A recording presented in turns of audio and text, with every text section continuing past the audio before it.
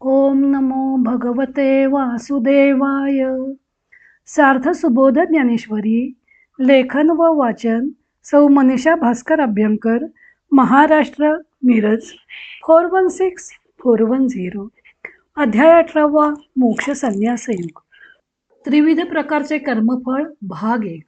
ओवी आहेत 233 ते 240 आणि गीतेचा श्लोक आहे 12. कर्माचे फळ कोणते असते व ते केव्हा भोगायला लागते ते भगवंत सांगत आहेत. श्लोक 12. अनिष्टम मिष्टम मिश्रम च त्रिविधम कर्मण फलम भवत्यत्यागिनाम प्रेत्य न तु संन्यासीनाम क्वचित. जे त्यागी नसतात त्यांना मरण पावल्यावर अनिष्ट म्हणजे नरकादी, इष्ट म्हणजे स्वर्गादी अथवा मिश्र म्हणजे मनुष्य लोकादी असे 3 प्रकारचे कर्माचे फल मिळते. पण जे ज्ञानप्रधान संन्यासी आहेत त्यांना ते कर्मफल बाधू शकत नाही. एरवी तरी धनंजया त्रिविधा कर्म फळागायया समर्थते की भोगावया जे न सांडितीची आशा.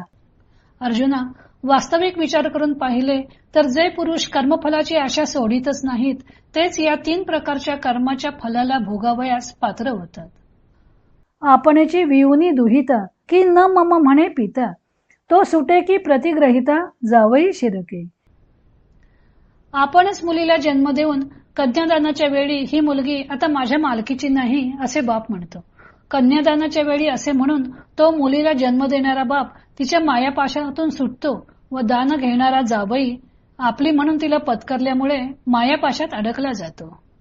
विषाचे आगरही वाहती ते विकिता सुखे लाभे जिती येर निमाले जे घेती वेचोनी मोले. जे विषांच्या शेताचीही लागवड करतात ते त्यातील माल विकून त्या नफ्यावर सुखाने जगतात व दुसरे जे पैसे खर्च करून ते विष अफू वगैरे विकत घेतात ते मरतात. तैसे करता कर्म करू अकर्ता फळाशा न धरू एथ न शके आवरू दोही ते कर्म. त्याप्रमाणे कर्तृत्व अहंकाराने कोणी कर्म करो अथवा कर्तृत्व अहंकार व फलाशा हे दोन्ही सोडून कर्म करो तथापि या दोघांसही नुसते केवळ कर्मच बद्ध करू शकत नाही. वाटे पिकली या रुखाचे फळ अपेक्षित याचे तेवी साधारण कर्माचे फळ घेतया. रस्त्यावरील पिकलेल्या आम्र वगैरे वृक्षांच्या फळाची जो इच्छा करेल त्याचे ते फळ असते म्हणजे त्यास ते फळ बंधनकारक होते. त्याप्रमाणे सामान्य कर्माचे फळ जो घेईल त्याला मिळते म्हणजे त्या कर्माच्या फळाची जो इच्छा करील त्यास ते बंधनकारक होते. परी करुनी फळ नेघे तो जगाच्या कामी न रिघे जे त्रिविध जग अवघे कर्म फळ हे. परंतु 3 प्रकारचे कर्म करून जो फलाशा ठेवीत नाही तो जगाच्या घडामोडीत सापडत नाही कारण की त्रिविध जग हे सर्व कर्माचे फल आहे. देव मनुष्य स्थावर या नाव जगडंबर आणि हे तव 3 प्रकार कर्मफळाचे. देव, मनुष्य व स्थावर या सर्वांना जगदंबर असे म्हणतात आणि ते 3 प्रकार तर 3 मूर्तिमंत कर्मफलच आहेत. तोची एक गा अनिष्ट एक ते केवळ इष्ट आणि एक इष्टानिष्ट त्रिविध ऐसे.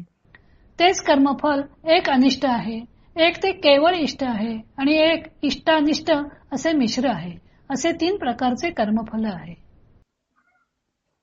कर्मफळाचा त्याग करून नियत कर्म करावे त्यालाच खरं तर त्यागी म्हणता येईल असा भगवंतांनी आपला स्पष्ट निर्णय दिला. कारण जन्मबंधात अडकवते ती कर्मफलाची इच्छा. परंतु कर्मफलाची इच्छाच सोडली तर ते कर्मफळ कोणाला प्राप्त होणार. परंतु जे कर्मफलाचा त्याग करत नाहीत त्यांना मात्र ते कर्मफळ येऊन चिकटते. भगवंत श्लोकात सांगतात की मृत्यूनंतर कर्मानुरूप इष्ट अनिष्ट व मिश्र असं 3 प्रकारचे कर्मफळ त्यांना भोगायला लागते. पण जे ज्ञानप्रधान संन्यासी म्हणजे कर्मफलाचा त्याग करून कर्म करणारे असतात त्यांना मात्र हे कर्मफळ भोगावे लागत नाही. ज्ञानदेवानी यावर 45 ओव्यांची विस्तृत टीका लिहिली आहे.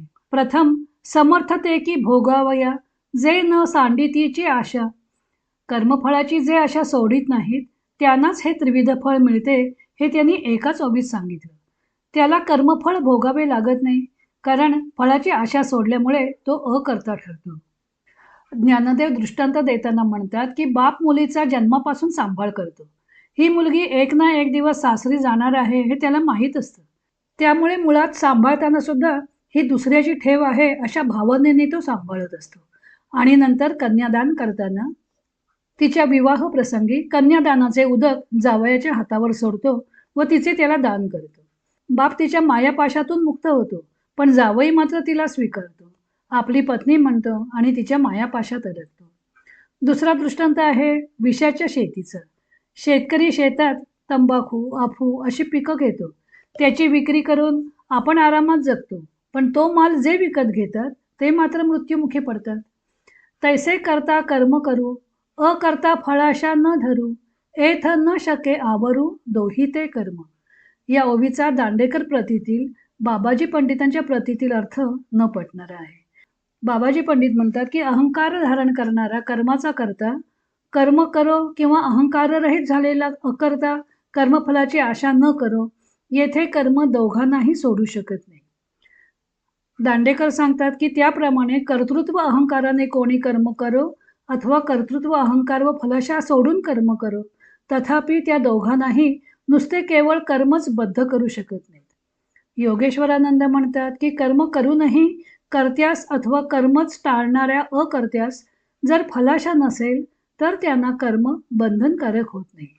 यात एक दोष असा दिसून येतो की कर्मच टाळणाऱ्याला फलाशा असण्याचे कारणच असत नाही. स्वामी स्वरूपानंद या ओवीचं अभंग रूपांतर करताना म्हणतात की तैसा करी कर्मे फलाशा सांडोन, सुटे बंधातून अकर्तातो. परी करी कर्मे ठेवून आसक्ती, बंधकती होती तया लागी. कर्मफळ कोणाला बंधनकारक होते व कोणाला बंधनकारक होत नाही हा विषय येथे चाललेला आहे. पिता कन्येचे दान करतो, तिच्या मायापाशात अडकत नाही. तसा जो करता कर्माच्या फलाच्या पाशात अडकत नाही त्याला कर्मबंध निर्माण करू शकत नाही.